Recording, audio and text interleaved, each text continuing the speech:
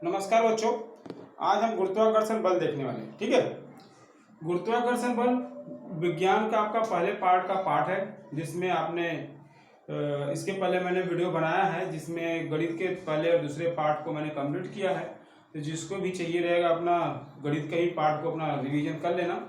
मैं वीडियो में डाल दूंगा, उसका डिस्क्रिप्शन में नीचे मिल जाएगा आपको कि गणित के पहले और दूसरे पार्ट का आपको लिंक भेज दूंगा। ठीक है, तो हम आते हैं गुरुत्वाकर्षण बल। गुरुत्वाकर्षण क्या होता है? गुरुत्वाकर्षण ये जैसे आपको पता है कि इसकी खोज न्यूटन ने किया था। ठीक है, न्यूटन ने बताया था कि पृथ्वी के अंदर एक प्रकार का बल है जिसको हम गुरुत्वाकर्षण बल बोलते हैं। ठीक है, तो कहानी तो आपको पता है कि न्यूटन किसी सेब के पेड़ के नीचे बैठे हुए थे। तो उन्होंने बैठे थे तो उस समय उनके पास एक सेब गिरा। सेब गिरने के बाद उन्होंने सोचा कि ये सेब जो है जमीन पे ही क्यों गिरा करके, या फिर ऊपर में क्यों नहीं गया, या साइड में क्यों नहीं गिरा। इस तरह की चीजों का उनके पास सवाल उनके मन में आया।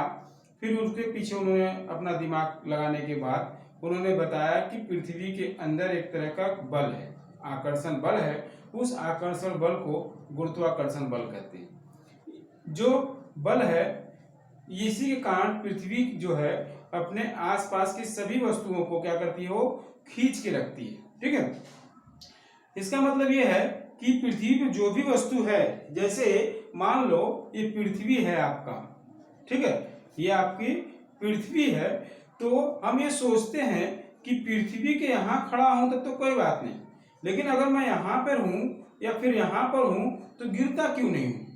ठीक है, न गिरने का मेन कारण यही है कि पृथ्वी के पास एक तरह का चुंबकीय शक्ति है, जिसके कारण क्या होता है, वो अपने आसपास की सभी पिंडों को, सभी वस्तुओं को क्या करती है, अपने केंद्र की तरफ आकर्षित करती है।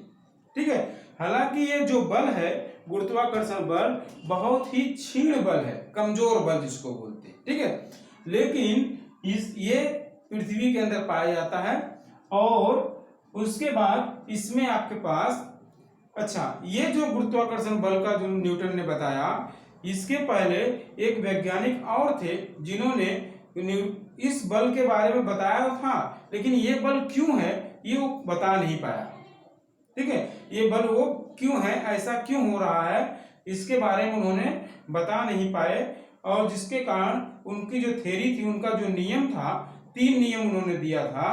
ठीक है, उस वैज्ञानिक का नाम है कोपलर। ठीक है, कोपलर ने न्यूटन के पहले बताया था कि कोई भी वस्तु अपनी तरफ खींचता है। ठीक है, 2 पिंड अगर हो तो आपस में एक दूसरे को खींचते हैं, ऐसा उन्होंने बताया था। लेकिन ऐसा क्यों है ये कारण उन्होंने नहीं बता पाया। ठीक है, उनके ही नियम को लेकर के न्यूटन ने क्या किया, आगे के न्यूटन को प्रतिपादित किया और आगे के उन्होंने 3 नियम दिए। ठीक है, तो यहाँ पे अब हम ये देखते हैं कि न्यूटन ने जो बल बताया था, जैसे अगर कोई भी वस्तु गिरता है तो केंद्र की तरफ आता है, पृथ्वी की तरफ आता है, तो वैसे ही उन्होंने बाद में देखा कि गुरुत्वाकर्षण, आपको समझ में आया गुरुत्वाकर्षण बल क्या है? गुरुत्वाकर्षण बल वह बल जो पृथ्वी क्या करती है, अपनी वस्तुओं को अपनी तरफ खींचने का काम करती है, उसको हम गुरुत्वाकर्षण बल बोलते हैं। फिर यहाँ पे गुरुत्वीय बल और केंद्रीय बल, अभिकेंद्रीय बल। ठीक है, अब यहाँ पे जैसे कोई वस्तु गोल घूम रहा है, ठीक है, जब गोल घूम रहा है तो उसको हम वृत्ताकार गति बोलते हैं। उसको हम क्या बोलते हैं? वृत्ताकार गति। अगर कोई वृत्ताकार गति, कोई वस्तु गोल घूम रहा है वृत्ताकार इस तरह से, ठीक है, और यहाँ पे कोई एक व्यक्ति है, मान लो मैंने एक धागे में एक पत्थर बांधा और इसे गोल गोल घुमा रहा हूं, तो मैं यहाँ पे हूं और ये मान लो पत्थर घूम रहा है यहाँ से। ठीक है, तो ये वृत्ताकार गति हो गई इस पत्थर के लिए, इसके लिए इसको बोलते हैं वृत्ताकार गति। अच्छा, ये जो है, ये जो पत्थर घूम रहा है, ठीक है, इसके बीच में एक केंद्र काम कर रहा है, एक बल काम कर रहा है। ठीक है, इस बल को हम बोलते हैं अभिकेंद्रीय बल। यहां से एक बल काम कर रहा है जिसको हम बोलते हैं अभिकेंद्रीय बल, केंद्र की तरफ बल लगा हुआ। ठीक है, अच्छा, जब हम इसको छोड़ देंगे ऐसे गोल गोल घुमा करके, ऐसे मैंने छोड़ दिया, जब इसको छोड़ा तो यहां से मान लो यहां पहुंचा दे, सीधा निकल जाएगा। ठीक है, दूसरा एक उदाहरण लेते हैं। मान लो आप एक पंखे के पत्तियों पर कुछ चीज रख दिया आपने, ठीक है, और फिर उसके बाद पंखे को चालू किया तो कुछ समय बाद उसके ऊपर का जो पदार्थ है, मान लो फूल रखे हो या फिर जो भी आपने फूल रखा है, वो क्या होगा, सीधा नीचे गिरेगा। ठीक है, तो ये किसके कारण हुआ, इनके बीच में एक तरह का बल था जिसको बोला गया अभिकेंद्रीय बल, केंद्र की तरफ किया गया बल। जैसे ये बल टूट गया, जैसे ये बल टूटा, तो ये बल जब टूटा तो यहाँ का जो पत्थर था या फिर जो भी वस्तु थी वो सीधे निकल गई। ठीक है, और एक उदाहरण लेना है तो ले सकते हैं कि मान लो कोई डिस्क है जो गोल घूम रहा है, ऐसे वृत्ताकार तेजी से घूम रहा है, उस डिस्क के ऊपर मैंने, ये ऐसे घूम रहा है, मैंने इसके ऊपर कोई सिक्का रख दिया, सिक्का रखा, तो ये सिक्का क्या होगा, सीधा ऐसे निकल जाएगा। ठीक है, क्यों, क्योंकि इसके बीच में कोई बंधन नहीं है। ठीक है, जब बंधन नहीं है तो ये क्या हो जाएगा, ये सीधा क्या होगा, वो रास्ते से सीधे निकल जाएगा। इसको बोला जाएगा अभिकेंद्रीय बल। ठीक है, तो अभिकेंद्रीय बल आपको समझ में आया, अभिकेंद्रीय बल क्या है करके। जब कोई वस्तु गोल वृत्ताकार गति में घूमता है, ठीक है, तब वो केंद्र से जुड़ा हुआ रहता है, इस बल को बोलते हैं अभिकेंद्रीय बल। ठीक है, जिसके कारण वो गोल गोल घूम रहा है, ठीक है, चक्कर लगा रहा है। लेकिन जैसे ही जब ये बल कट जाता है या टूट जाता है, तब ये रेखीय बल या फिर रेखीय गति में चला जाता है, मतलब ये सीधा ऐसे निकल जाएगा। ठीक है, तो इसी को बोला गया आपके पास अभिकेंद्रीय बल। ठीक है, अब उसके बाद यदि हम आगे की बात करें तो आपको दिया गया है केपलर के नियम। ठीक है, तो केपलर के नियम में सबसे पहले जो वैज्ञानिक हुआ करते थे, वो किसी भी ग्रह का निरीक्षण जो है नीली आंखों से किया करते थे। नीली आंखों से मतलब नंगी आंखों से किया करते थे, उस समय दूरबीन नहीं था, तो उसके लिए वो रात रात भर बैठे हुए रहते थे और ग्रहों का निरीक्षण किया करते थे। ठीक है, ग्रहों का निरीक्षण जब किया करते थे तो सबसे पहले वैज्ञानिक का नाम आता है गैलीलियो। ठीक है, गैलीलियो ने अंतरिक्ष का निरीक्षण किया और फिर उसके बाद अंतरिक्ष के बारे में उन्होंने बताया कि कैसे क्या होता है करके। तो उसी दौरान केपलर ने भी क्या किया, ग्रहों का निरीक्षण किया और उन्होंने बताया कि ग्रहों के बीच में एक तरह का चुंबकीय शक्ति होता है। ठीक है, सभी ग्रहों के बीच में एक तरह की चुंबकीय शक्ति होती है। जैसे पृथ्वी है, पृथ्वी का उपग्रह चंद्रमा है, तो पृथ्वी का उपग्रह अगर चंद्रमा है, ठीक है, तो चंद्रमा जो है पृथ्वी का चक्कर काट रहा है। ठीक है, अगर चक्कर क्यों काट रहा है ये, क्योंकि इनके बीच में एक प्रकार का बल है जिसको हम बोलेंगे अभिकेंद्रीय बल, जैसे अभी हमने पढ़ा। ठीक है, इस अभिकेंद्रीय बल के कारण क्या होगा, चंद्रमा जो होगा वो क्या होगा, पृथ्वी के चारों तरफ चक्कर लगाएगा। ठीक है, जब मान लो अगर ये बल टूट गया तब क्या होगा, तब ये क्या होगा, जो चंद्रमा है ये बाहर की तरफ निकल जाएगा। ठीक है, लेकिन ऐसा नहीं है कि इसके कारण क्या होता है, दोनों पिंडों के बीच में एक तरह का आकर्षण होता है, जिसको हम ऐसे बता सकते हैं कि ये दो पिंड हैं आपके पास, मान लो ये पृथ्वी है और ये चंद्रमा है, ये दोनों पिंडों के बीच में क्या होने वाला है, एक तरह का आकर्षण होने वाला है, और ये क्या करने वाला है, अपने अक्ष पे, सभी ग्रह अपने अक्ष पे घूमते हैं। ठीक है, और ये भी अपने अक्ष पे घूमते हैं। इन अपने अक्ष पे घूमने के साथ साथ अपने ग्रहों का क्या करते हो, चक्कर लगाते हैं इस तरह से। ठीक है, तो ये चक्कर जो लगाने की क्रिया है किसके कारण हो रहा है, आपके पास अभिकेंद्रीय बल के कारण हो रहा है। ठीक है, अच्छा, अब यहाँ पे आते हैं, अभिकेंद्रीय बल को लेकर के केपलर ने 3 नियम दिए। ठीक है, ग्रहों की परिक्रमा को लेकर के क्या किया, केपलर ने 3 नियम दिए हैं। उन तीनों नियमों को समझते हैं। ठीक है, जो भी ग्रह होते हैं, अपने जो भी ग्रह हैं वो सभी क्या करते हैं, उनके उपग्रह होते हैं। ठीक है, तो उपग्रह क्या करता है, ग्रहों का चक्कर लगाता है। ये मान लो पृथ्वी है, इसका ग्रह उपग्रह चंद्रमा है, तो ये क्या करेगा, इस पृथ्वी के चक्कर लगाने का काम करेगा। ठीक है, तो ये हो गया ग्रहों का, उपग्रह से उपग्रह जो होते हैं वो ग्रह का चक्कर लगाते हैं। वैसे जो ग्रह होता है वो तारों का चक्कर लगाते हैं। जैसे हमारा सूर्य क्या है, सूर्य एक तारा है। ठीक है, तो जो भी ग्रह है हमारे पास, ठीक है, बुध गुरु शुक्र, ठीक है, पृथ्वी, ये सभी ग्रह क्या करते हैं, सूर्य के चक्कर लगाते हैं। सूर्य क्या है, एक तारा है, जैसे आपने पहले भी पढ़ा हुआ है, ठीक है। तो अब आते हैं, ये जो चक्कर लगाते हैं, ये परिक्रमा जो करते हैं सूर्य की चारों तरफ, एक वृत्ताकार गति में करते हैं। वृत्ताकार में होते हुए क्या होता है, दीर्घ वृत्ताकार होता है, ठीक है। अच्छा, ये दीर्घ वृत्ताकार क्या होता है फिर? दीर्घ वृत्ताकार वो होता है कि जैसे मान लो कोई वस्तु है ऐसे शंकु के आकार का, ठीक है, शंकु के आकार का है, तो मैंने इसको ऐसे कट कर दिया। अगर मैंने इसको ऐसे कट कर दिया तो आपको ये एक वृत्त मिला, तो इस वृत्त को बोला जाएगा दीर्घ वृत्ताकार गति, ठीक है। इस दीर्घ वृत्ताकार गति में दो केंद्र होते हैं, क्योंकि वो लंबा हो जाएगा, कुछ ऐसे हो जाएगा आपके पास, क्योंकि ये वृत्त तो है नहीं, ठीक है। अगर वृत्त नहीं है तो कैसे रहेगा आपके पास, दीर्घ वृत्ताकार गति में रहेगा, और इसके दो केंद्र होंगे आपके पास, ठीक है। ये जो दो केंद्र हैं, इन दोनों केंद्रों से जो ग्रह होगा वो समान दूरी पर होगा। मान लो ये ग्रह यहाँ पर है ए, और कुछ समय पहले यहाँ पे था बी, ठीक है। तो ये दूरी गुणे ये दूरी, ठीक है, ये गुणे मान लो यहाँ पे सी और डी है, तो A C plus A D, A C plus A D बराबर होगा B C plus B D, ठीक है। क्या बताया गया यहाँ पे, तो आपको ये बताया गया कि जो ग्रह होंगे वो क्या होंगे, इन दोनों केंद्रों से समान दूरी पर होंगे। अगर कोई ग्रह यहाँ पर है, कुछ समय बाद यहाँ पे भी चला आता है, तो कुछ दौरान क्या होगा, इस केंद्र से दूरी जितनी भी होगी उतनी दूरी यहाँ से भी होगी। अगर यहाँ से है तो दोनों केंद्रों से क्या होगा, ग्रह समान दूरी पे होगा, ठीक है। तो ये हो गया आपका दीर्घ वृत्ताकार गति। इस दीर्घ वृत्ताकार गति को लेकर केपलर ने नियम जो दिए हैं उसको देखते हैं।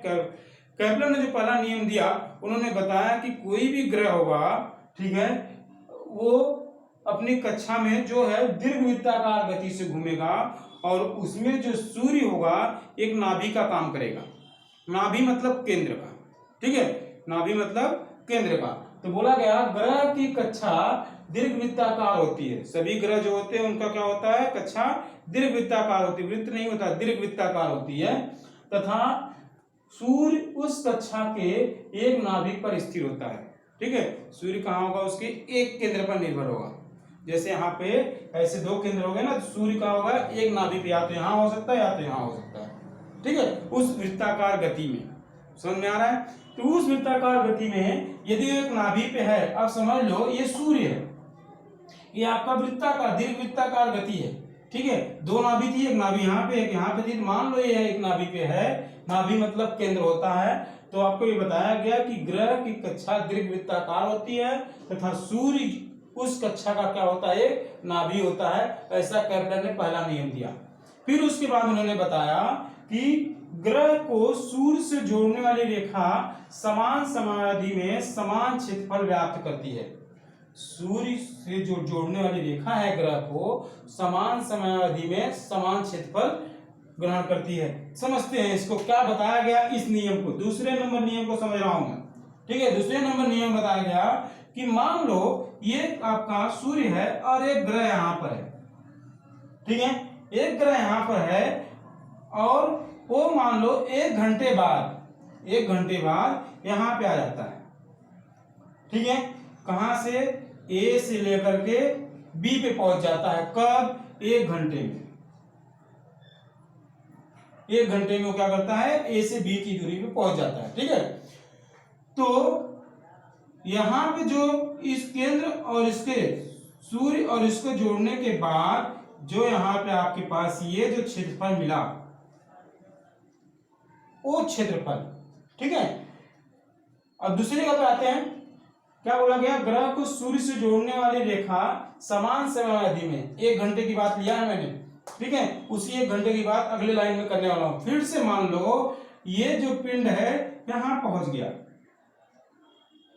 सी पे, ठीक है, और कुछ समय बाद वो यहां पे आ गया। कब, एक घंटे बाद डी पे आ गया, ठीक है। तो सी से डी पे आया है, तो इस दौरान जब इसको ऐसे जोड़ूंगा तो यहां पे भी एक क्षेत्रफल बनेगा, ठीक है। तो ये क्षेत्रफल ये क्षेत्रफल दोनों समान होते हैं, ऐसा केपलर ने नियम 2 में बताया। उन्होंने क्या बताया कि ग्रह को सूर्य से जोड़ने वाली